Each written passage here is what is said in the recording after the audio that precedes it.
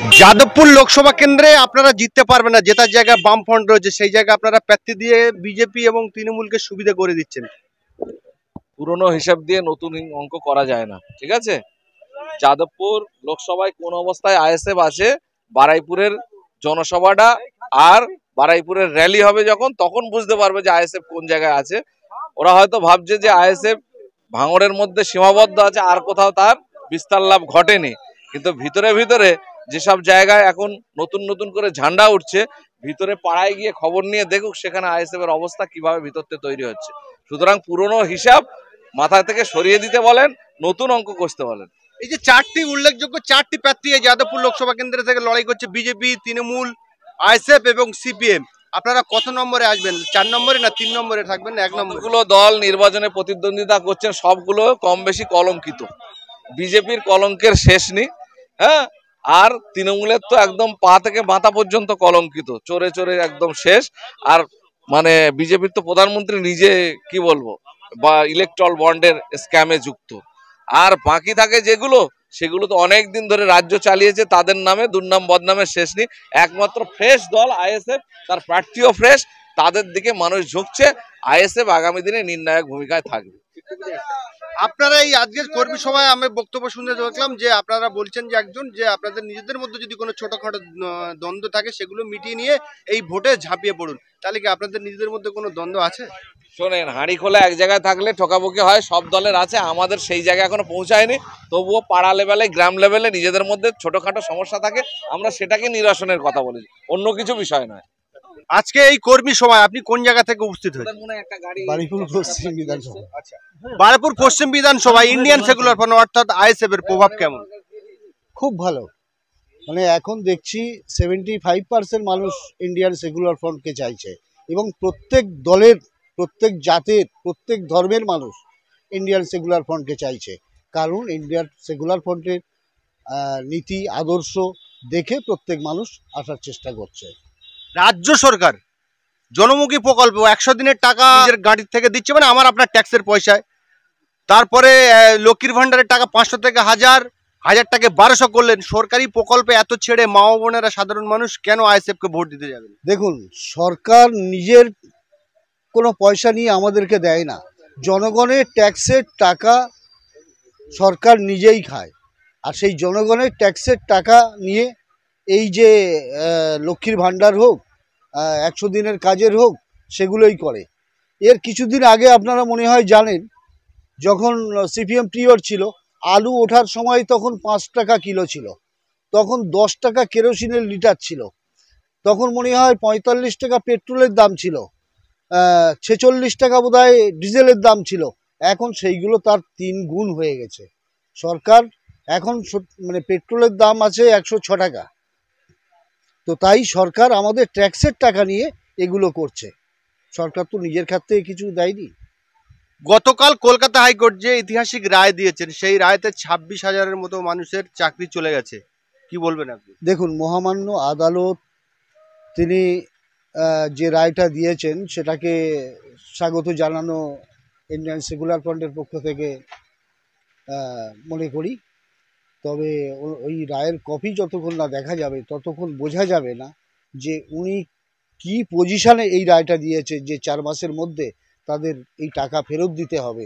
এবং তার মধ্যে সবাই তো দুর্নীতি করে চাকরি পায়নি, অনেক মানুষ তারা নিজের অধিকারে চাকরি পেয়েছিল, তো তাদেরও চাকরি চলে গেছে। এর জন্যে মমতা ব্যানার্জিকে লক্ষ্য করা উচিত, এবং যদি তারা মমতা ব্যানার্জি যদি লক্ষ্য না করে, ইন্ডিয়ান সেকুলার ফ্রন্টের কাছে যদি যোগাযোগ করে, চেষ্টা করব তাদের জন্য আমরা কি করতে পারি। যে সমস্ত মানুষের টাকা কিন্তু ফেরত দিতে বলেনি, যারা সাদা খাতা জমা দিয়েছে, যারা অতিরিক্ত ভ্যাকেন্সি করে চাকরি নিয়েছে, এদের টাকা 4 সপ্তাহের মধ্যে ফিরিয়ে দিতে হবে।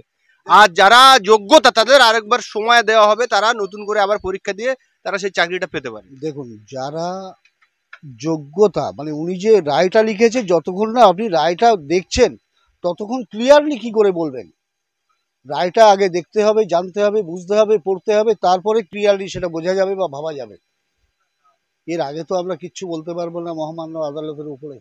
আপনি যে বারাইপুর থেকে এসছেন, বারাইপুর পশ্চিম, সেই বারাইপুর পশ্চিম যাদবপুর লোকসভার মধ্যেই পড়ে অবশ্যই। তো সেই জায়গায় কি আপনার প্রার্থী নিয়ে কোনো প্রোগ্রাম, কোনো সভা কি কোনো র্যালি এরকম কোনো কিছু হবে? হ্যাঁ, এই রবিবার দিন ধবধবি 2 নম্বরে প্রোগ্রাম আছে সন্ধ্যে 6টার সময়। বিরোধীদের দেল এখন মুছে দিচ্ছে, কি বলবেন?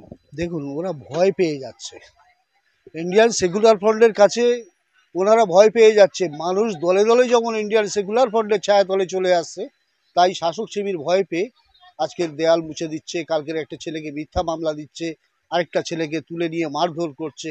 এগুলো একমাত্র ভয়ের কারণ।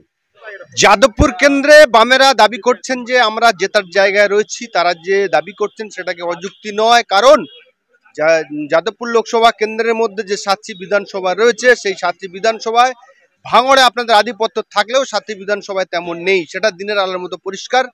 আপনারা এই জায়গায় ভোটে দাঁড়িয়ে বিজেপি এবং তৃণমূলকে সুবিধা করে দিচ্ছেন, কি বলবেন? দিবাস্বপ্ন দেখছেন বামেদের বন্ধুরা। তার সবথেকে বড় কারণ হচ্ছে যে ওনাদের একটা ভুল একটা ভাবনা, যে যাদবপুর লোকসভাটা বোধহয় যাদবপুর ইউনিভার্সিটির 800-500 আর হচ্ছে যাদবপুর বিধানসভাটা নিয়ে, কিন্তু এখানে বারুইপুর পূর্ব রয়েছে, বারুইপুর পশ্চিম রয়েছে। ভাঙড়টাকে যদি আমি বাদও দিই, বারুইপুর পূর্বর যে 15টা গ্রাম পঞ্চায়েত অঞ্চল আছে, সেখানে খুঁজলেও হচ্ছে এখন সিপিআইএমের বুথে বসার কর্মী নাই। তো আমি শুধু তাদেরকে এটুকু বলবো যে আমাদের শক্তি কত আছে না আছে সেটা না ভেবে ওনাদের প্রার্থী আরেকটু বেশি বেশি করে গ্রামে গ্রামে ঘুরুক। কারণ এই বারুইপুরের প্রত্যন্ত গ্রামাঞ্চলে সেখানে মানুষ কিন্তু হচ্ছে আক্রান্ত। দলুয়াখাকি যে গ্রামে সিপিআইএমের হচ্ছে ঘরগুলোকে পুড়িয়ে দিয়েছিল তৃণমূল কয়েক মাস আগে, সেই দলুয়াখাকি এখনও অবধি হচ্ছে বামেদের প্রার্থী গিয়ে পৌঁছে উঠতে পারেননি। তো সুতরাং সেটাও যাদবপুরের মধ্যে পড়ছে। শহরাঞ্চলের আরবান ভোটটাকে শুধু যদি ভাবতে যান, তাহলে ওনাদের কিন্তু হচ্ছে রেজাল্ট অত্যন্ত খারাপ হওয়ার সম্ভাবনা আছে, এটুকুই আমি শুধু বলতে পারি। আইএসএফ কি শক্তি অর্জন করছে, আজকে আমাদের যাদবপুর লোকসভার কর্মী সভা ছিল, সেই কর্মী সভাতে প্রত্যন্ত বারুইপুরের অঞ্চল থেকে মানুষ যেরকম এসছেন, সেরকম সোনারপুরের পৌরসভা অঞ্চল থেকে এসছেন, সেরকম কলকাতা কর্পোরেশনের থেকে হচ্ছে মানুষেরা এসছেন। ফলে আইএসএফ তার শক্তি কোন জায়গায় নিয়ে গেছে 4 তারিখে ভোটের রেজাল্টের দিন গোটা বাংলা মানুষ দেখতে পাবেন, আমাদের বামপন্থী বন্ধুরাও দেখতে পাবেন। যাদবপুর কেন্দ্রে যতগুলো মানে বুথ আছে, সেই প্রত্যেকটি বুথে কি আপনার দল অর্থাৎ ইন্ডিয়ান সেকুলার ফ্রন্ট 2টো করে এজেন্ট দিতে পারবে? এখনো অবধি আমাদের যা সিচুয়েশন, তাতে 70% বেশি বুথে আমরা হচ্ছে এজেন্ট দিয়ে দেব, এটা দায়িত্ব নিয়ে বলছি। তার কারণ যাদবপুর লোকসভার 70% বেশি অংশটা কিন্তু হচ্ছে গ্রামীণ অংশ। যে গ্রামীণ অংশগুলোতে কিন্তু আইএসএফ এর শক্তি আজকে যে কটা দল এখানে লড়াই করছে তার মধ্যে সর্বোচ্চ জায়গাতে গিয়ে পৌঁছেছে। তৃণমূল কংগ্রেসের যারা আছেন তারা ভয় দেখিয়ে হয়তো কিছু মানুষকে বুথে বসানোর চেষ্টা করবেন, কিন্তু আইএসএফ মানুষ নিজের ইচ্ছায় স্বেচ্ছায় ভালোবেসে তারা বুথে বসবেন। শহরাঞ্চলে আমরা চেষ্টা করছি, এটুকু বলতে পারি আজকের দিনে, যে কলকাতা কর্পোরেশন, রাজপুর সোনারপুর পৌরসভা এবং বারুইপুর পৌরসভা 50%-এর বেশি বুথে আমরা এজেন্ট বসাবো। গতকাল যে কলকাতা হাইকোর্ট যে ঐতিহাসিক রায় দিয়েছেন, সেই রায় শুনে জনসভায় রাজ্যের মুখ্যমন্ত্রী প্রকাশ্য সেই রায়ের বিরুদ্ধে মুখ খুললেন এবং নজির বিভিন্নভাবে আক্রমণ করলেন, কি বলবেন?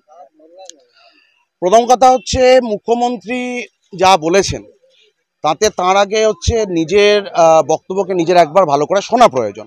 যে আজকে এই যে 26,000 মানুষের চাকরি গেল, যার মধ্যে ভুয়ো চাকরি পাওয়ার লোকজন আছে, কিন্তু ওই প্যানেলে সকলে তো আর ভুয়ো চাকরি ছিলেন না, কিছু তো যোগ্য মানুষ ছিলেন যারা সত্যি করে হচ্ছে তার যোগ্যতার বশে চাকরি পেয়েছিলেন। আজকে রাজ্য সরকারের অপরিসীম দুর্নীতি, সেই দুর্নীতির ফসল হচ্ছে এই 26,000 মানুষের চাকরি গেল। আজকে মুখ্যমন্ত্রী শুধুমাত্র একটা রাজনৈতিক বিরোধিতা করে দায় এড়িয়ে যেতে পারেন না, তিনি হচ্ছেন সরকারের প্রধান, তার সরকারের দায় আছে। তার সরকার যদি সঠিকভাবে হচ্ছে প্যানেলগুলোকে করত, তার সরকার যদি দুর্নীতিটা না করত, তাহলে এদের কারো চাকরি যেত না এবং সঠিক মানুষ চাকরি পেতেন। ফলে একজন যোগ্য মানুষেরও যদি চাকরি যায়, তার দায় কিন্তু রাজ্যের মুখ্যমন্ত্রীর উপর বর্তায়।